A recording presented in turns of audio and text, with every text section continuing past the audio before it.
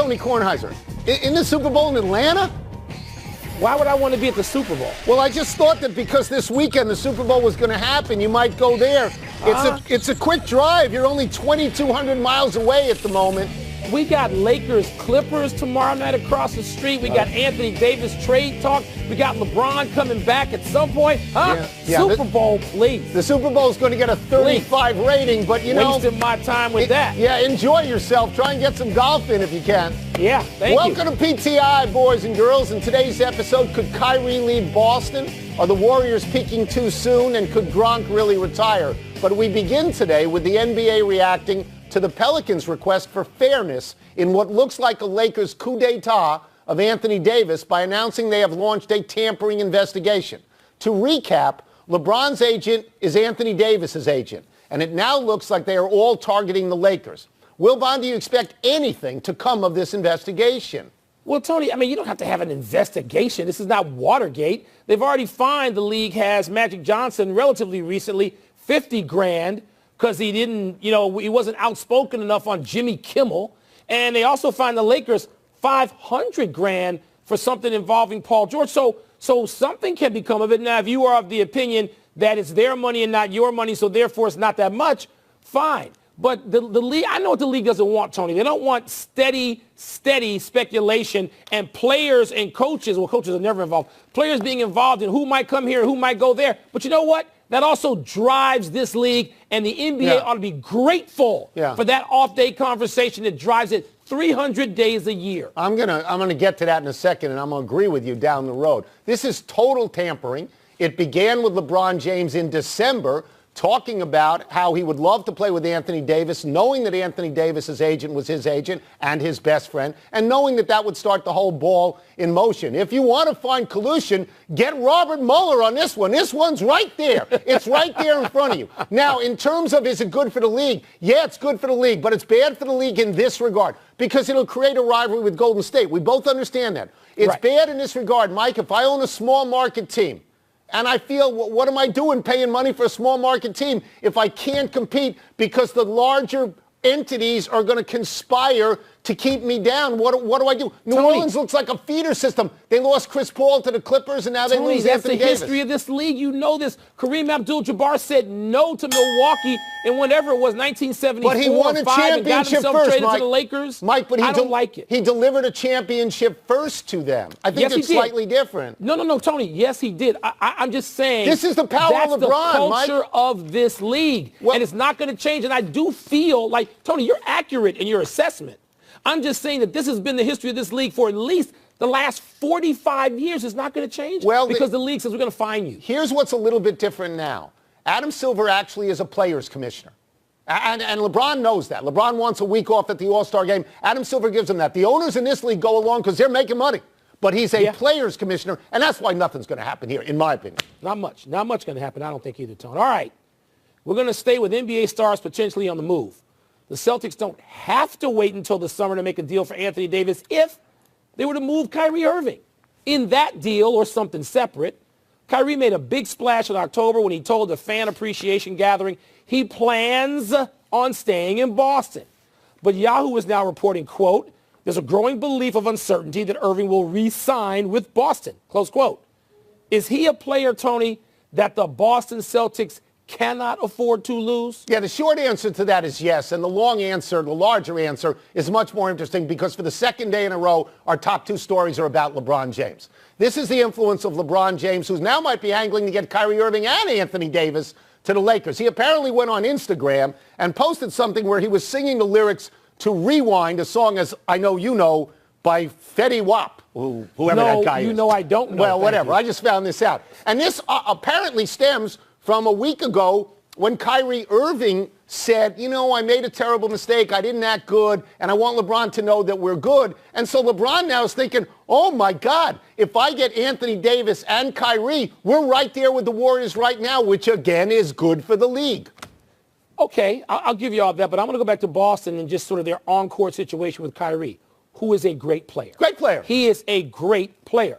But, Tony, last year the Boston Celtics got within a whisper of the NBA Finals because they were in Game 7 and they probably should have won that series But they got within a whisper of the finals, and Kyrie was injured and out. So I'm not feeling that they have to have Kyrie. Ooh. I think Danny Ainge, with the picks he's got, and Jaylen Brown and Jason Tatum and Gordon Hayward and all those guys, I think that it's an ensemble situation. I know you don't like it because you prefer the star system to the ensemble. I think he's the best ball handler in the league. He is. And I think he's a great player. Now, I don't believe anything he ever says publicly, including that the earth is flat. I pay no attention to that. You think they have to have him to win? Really? I think they have to have him, but I think if he goes to the Lakers, that's spectacular. If he goes to the Lakers, that means Danny Ainge must think we don't have to have him to win. That's all I'm saying. Don't look now. But the Golden State Warriors, the object of the Lakers' attention, crushed Indiana last night to run their win streak to 11. In that win streak, the Warriors are averaging a cool 129 points a game. Steph Curry said last night, quote, "Coach hit us with what game this is. I think it's 50. And you think about how quickly that springs on you. You get back from the All-Star break, you still have 30 games, and you're like, all right, this is playoff mentality time, and you start to ramp it up. So we're starting early, unquote. Wilbon, you're big on peaking too soon. Yeah. Do they run the risk of peaking too soon? Yep, they run the risk, and that's why Steve Kerr is a great coach, because he understands that he played. He played on teams that were playing for something, and he understood that February wasn't the time. And I saw Steve last night, Tony, talk about, how we got to keep this going. I don't think they have to keep it going. I don't think they can keep it going. The Golden State Warriors won 73 games or whatever it was a few years ago, and that team peaked too early. Now, they might have still won if Draymond had been in the game, sure, blah, blah, blah. Yeah. But, Tony, there's only 25 games remaining after the All-Star break. They could peak too soon. I don't think there's any chance of them peaking too soon. They are a very veteran team. They have been in the finals 4 years in a row, as has Cleveland, and Cleveland is not going to make it this year. The Warriors they were the best team in the league the last 2 years because of the addition of Kevin Durant. And now they've got Boogie Cousins, Mike. They're even better. I think they have 32 or 33 games left. I think they could go 28 or 29 wins. Not only do I not think anybody can beat them, I'm not sure in the playoffs, Mike, that they'll even lose 3 games in any series, maybe not 2. They're that good. They're that good. Tony, I don't disagree with any of that. But you could get like OKC in the first round. It's not going to be the first round. They're too good. Yeah. But the West is deep, Tony. I understand. Denver, they got to go through a lot of people. I understand. I get it. Marathon. I get it. I just think they're really, really good. They are. And I ain't going to disagree with anything you said about how good they are right now. Tony, let's go to an interesting little story that features beef between coaches, college versus NBA. If you believe Penny Hardaway, there's a lot of jealousy directed at him and his staff of coaches at the University of Memphis. Hardaway said, quote, "I do understand that because we are NBA players trying to come back and we didn't have any experience as college coaches, so we didn't pay our dues. So the coaches and their so-called boys that are in the media, they're going to always throw jabs at us," close quote. Do Penny Hardaway's complaints sound legit to you, Tom? I honestly don't know what he's talking about. Patrick Ewing is in the same situation. Chris Mullin is in the same situation. They're pros who hadn't coached in college before. They have an unbelievable advantage, Mike. They can walk into the homes of any 4- or 5-star player and they can say, I can get you to the NBA. I played in the NBA. Come with me and we go to the NBA. This is something that Calipari and Krzyzewski can't even say. So I mean, there's negative recruiting everywhere, but I don't share this view. Do you? But, Tony, what you just described is part of what Penny Hardaway's talking about. What he's talking about is what he perceives, and I'm not going to dispute Penny here. He's not a guy who makes stuff up out of whole cloth.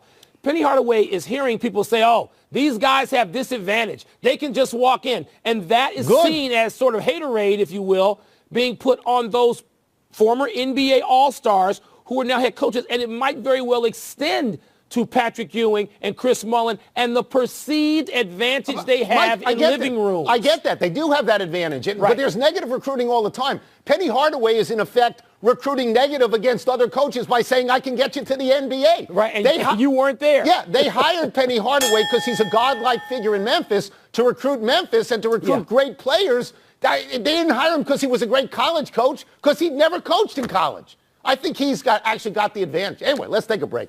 Coming up, Roger Goodell should finally speak tomorrow about the missed call in the NFC Championship 3 years ago. You sure? We'll ask Peter King what has taken him so long. He'll probably say no comment tomorrow. We're also going to ask him about Sean McVay's state of mind heading into the big game. 10 days, 12 days. Oh, there was a call? I must have missed it. What happened? Catch me up. The special PTI investigation has revealed that it's Super Bowl week in Atlanta. That's where we find our great friend from NBC's Football Night in America, Mr. Peter King. Peter, let us start with this. Roger Goodell will presumably address the missed call in the NFC Championship game tomorrow when he talks. Wilbon and I have been very condemnatory of this to this point, that he hasn't said a word. Why do you think he has waited this long? Because he doesn't care nearly as much as when he first took this job about either his public image or the image of the NFL. He cares about getting the new CBA done, and he cares about emergency things off the field, business things. I don't think he really cares that everybody is throwing him under the bus for giving the back of his hand to the city of New Orleans and to Louisiana for not even acknowledging their pain and the fact that their pain is correct.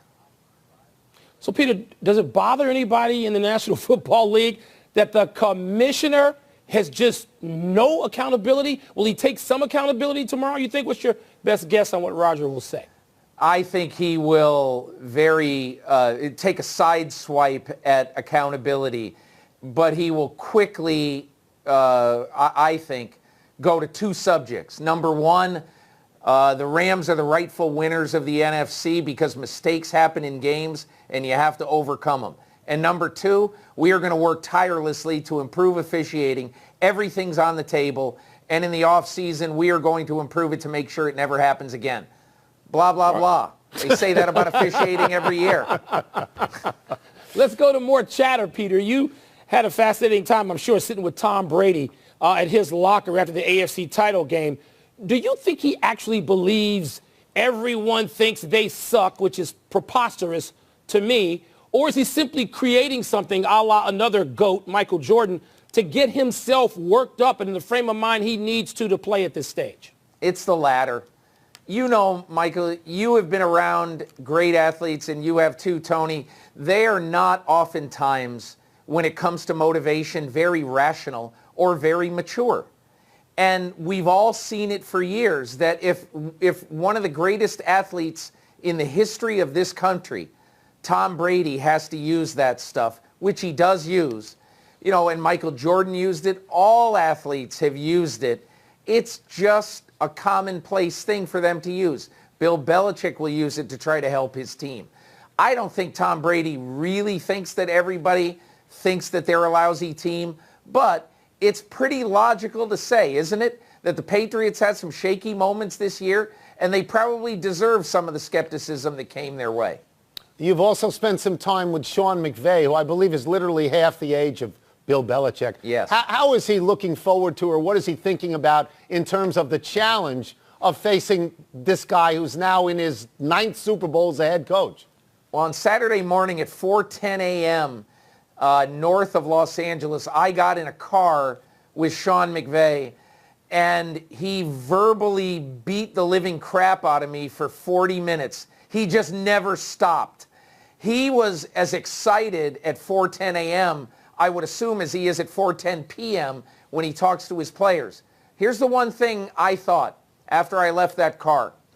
I'd want to play for Sean McVay for a very simple reason. He's not an autocrat.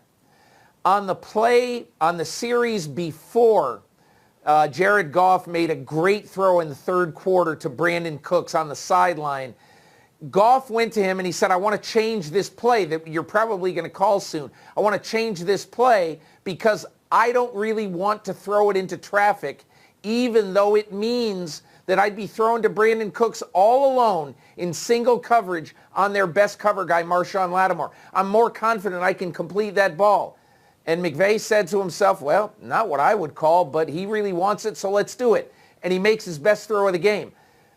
And I walked away from that conversation just thinking, I understand why Brandon Cooks calls Sean McVay a genius. Not just because his play calls are good, because he listens to us. Well, McVay's got a lot more years. Let's talk about a couple of people who depending on who you talk to, Peter, could have very few years left. Tom Brady, there's talk, okay, he's going to retire. Then there's more talk that Gronk, and that's recent and more immediate, seems, will retire, or at least considering it. What about Bill Belichick? Is there talk of it? Any hints from what might seem like a camp of his that he might say, particularly if he wins? I hear no hints. Michael, Bill Belichick, the guy you see on the sidelines in the last minute of the Super Bowl, you know, when all heck is breaking loose around him, I believe is the same guy who he is in a team meeting in April at the start of the offseason program. He's not stressed by this job. Everybody on the outside might be, but he's been doing it for so long. Bill Belichick was Tony Dungy's last position coach. That's how long he's coached. In 1980, he was the special teams coach of the New York Giants, and Tony Dungy failed to make that team with Bill Belichick sort of wielding the axe to some degree on Dungy. Dungy was 25, Belichick was 28. And Michael, I think he's been doing it so long, it is such a matter of course to him that he gets no stress out of doing this job. I will say this, Brady absolutely is not retiring. I think Gronk, I think this is it for him. It's just a gut feeling. He hasn't said anything, but you just get the feeling that last year he thought of it for so long that this is it, regardless of whether they win or lose. And I would be surprised if the Patriots brought him back unless it's at a pretty significant salary cut in 2019 if he does want to play. We'll get you out of here on this, and I understand it's early in the week, but we can't not ask you which way you're leaning on the game. At the beginning of this year, Labor Day weekend, I predicted in the Super Bowl, Rams 29, Patriots 23. So I got the two teams right. But now I'm going to go back on my word, and I'm picking Patriots 37-33 for a very simple reason. Tom Brady, at the age of 39 and a half in the Super Bowl, had the biggest comeback and played the best game a quarterback ever played. At 40 and a half, Tom Brady threw for 505 yards against the Philadelphia Eagles. And so far at 41 and a half, he's bludgeoned the Chargers and the Chiefs. I ain't picking against this guy. Thank you, Peter. You made Wilbon happy because he's going to pick him too. Thank you. Let's take one last break, but still to come, Nikel Roby-Coleman clarifies his comments about Tom Brady. He said, what do you mean he clarifies? We heard what he said. Stop it. LeBron tells the world how close he is to returning to the court, Tony. I mean, when people say you took me out of context, and it's a really long quote, and it's not taken out of context. That means he's scared. Get a dog if you're scared. Come on. Come on. Stop it.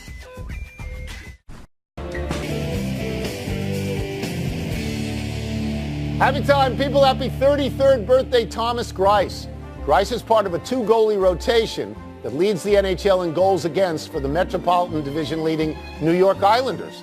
Last week, Grice pitched a 2-0 shutout against the Stanley Cup champion Capitals in Washington, D.C. The extended irony here is that Stanley Cup winning coach Barry Trotz walked out on the Capitals and joined what was said to be a mediocre Islanders team. Well, who's laughing now?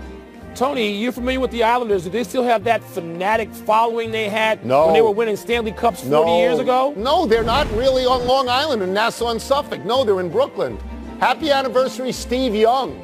On this day 24 years ago, Young threw a Super Bowl record 6 touchdown passes as the 49ers crushed the San Diego Chargers 49-26. That was the monkey off the back game in which 49ers linebacker Gary Plummer famously pantomimed the literal pulling the monkey off the back of Young, who had been in the shadow of Joe Montana for so many years. Well, but I always liked Steve Young. I wonder what happened to him. Tony, you know what? That game came in that stretch of games where the AFC teams weren't even competitive, and they used to get beat down by, 20 points it seemed all the time. Not anymore. Happy trails, LeBron James. LeBron will miss tonight's game against the Sixers, his 17th straight missed game, but he posted shirtless photos of himself on Instagram with the caption, quote, "Almost that time again. I've missed you so damn much. Hashtag been a caged angry lion. Hashtag strive for greatness. Hashtag James gang," unquote, leaving out only hashtag collusion, hashtag I run this league, hashtag Adam Silver in my pocket. Tony, why don't you stop all the nonsense and come on out here and watch LeBron return to the court Thursday night against the Clippers? I do love LeBron. It's warm, it's sunny. Come on out. Big finish quickly. Nikel Roby-Coleman, your boy, says his words about Tom Brady were taken out of context. Your thoughts? Please shut up. If you're going to run your mouth, then live with it. Don't be scared. If you're scared, get a dog. Howard Schultz says in his new book, he regrets selling the Sonics to the group that took them to Oklahoma City. You believe that? Revisionism. Everybody knew they were going to Oklahoma City. Should have held the team. Nevada suspended Habib 9 months and Conor McGregor 6 months for their post-fight melee. Is that justice? It's not justice. Nobody cares. UFC, they want the shenanigans and the craziness. It's wrestling extended.